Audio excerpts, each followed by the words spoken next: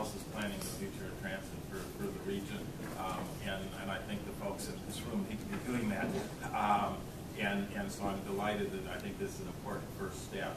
A couple of things, and I want to look back. I'll look at the three commissioners in the room when I say this, and the relationship of what this agency does and what this community chooses to do for transit.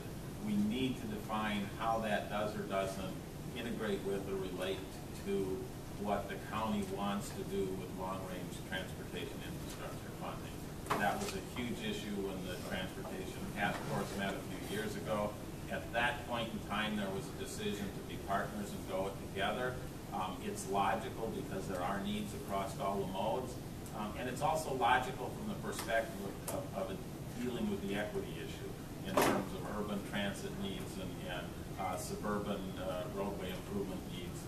Neither one is pure. Obviously, there's roadway needs in the city and transit needs in the suburbs as well. But it lets you do some finessing so that you can be a little bit more equitable in an overall package. But we're in some ways captive to what the county commission does in terms of the overall package.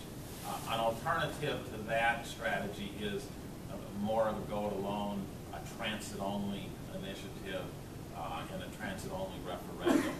Obviously, the county commission would need to be partners in pushing that ahead, but that is doable.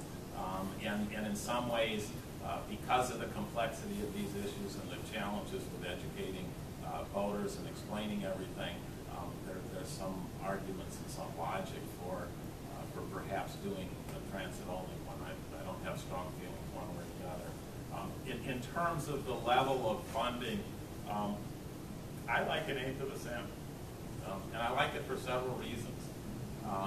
It would basically approximately double the local tax revenue invested in transit in this community.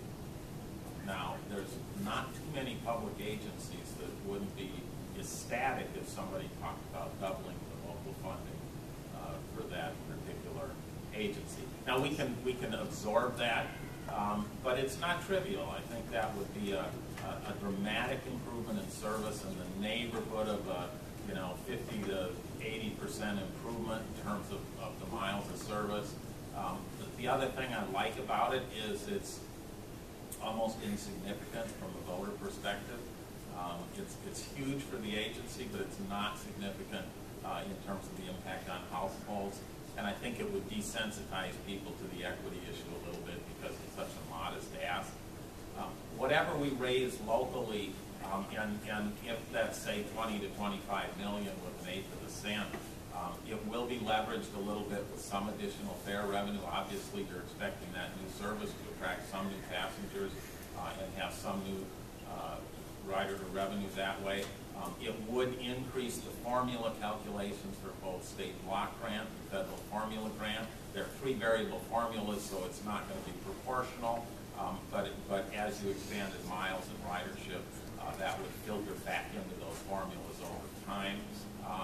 And it would be the kind of a magnitude of initiative that with new facilities and additional vehicles, some additional BRT investments, some new technology investments, could give us a very productive and frankly busy kind of decade ahead.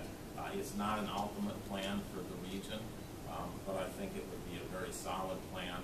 It might be one where people could reach consensus easy enough that you could move ahead with it relatively quickly.